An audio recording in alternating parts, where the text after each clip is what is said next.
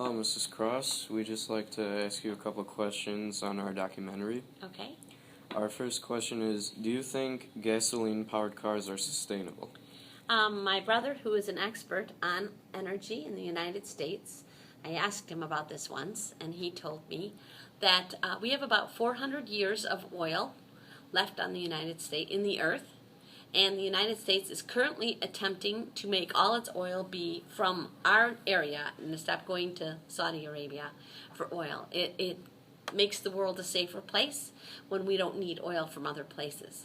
In order to do this, we are now fracking, which means we are taking slate and oil-based rocks from the United States, and we are literally squeezing the oil out of them. We're looking at places in Alaska and such to drill and trying to use our own resources so that we don't have to disturb the world peace. So in the time being, we do have enough resources. However, we have to be careful because 400 years is not that long in the scheme of things. Okay. If we were to revert to alternate forms of fuel, what would be your suggestions for the best form? For every form of fuel, there is a disadvantage. For every battery you make, you bring lithium and cadmium and other heavy metals out of the ground.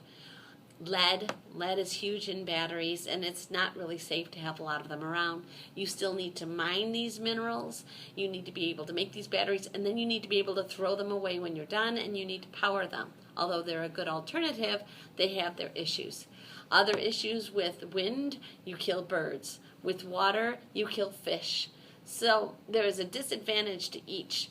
Nuclear energy seems to be the most advantageous at this point in time, but we still have trouble with the waste because you have to power those batteries somehow. So solar is fine, but in Michigan, we are cloudy about 2/3 of the year, so it's not feasible. I think a mixture of these different things would probably sort of disperse the problems equally so that one huge problem doesn't get started. So I think we need a mixture. And we need to develop our technology to possibly work on fusion energy and other things that we have not yet been able to be successful with. Do you think we would be able to afford these changes? You're going to have to take from someplace in order to give someplace else. We have so much energy being used in open spaces that are heated with nobody living there, cold spaces that are being cooled with nobody there all the time. There's maybe an energy tax based on how much energy you're using if you have a large home or if you're using a lot of energy just for your own self.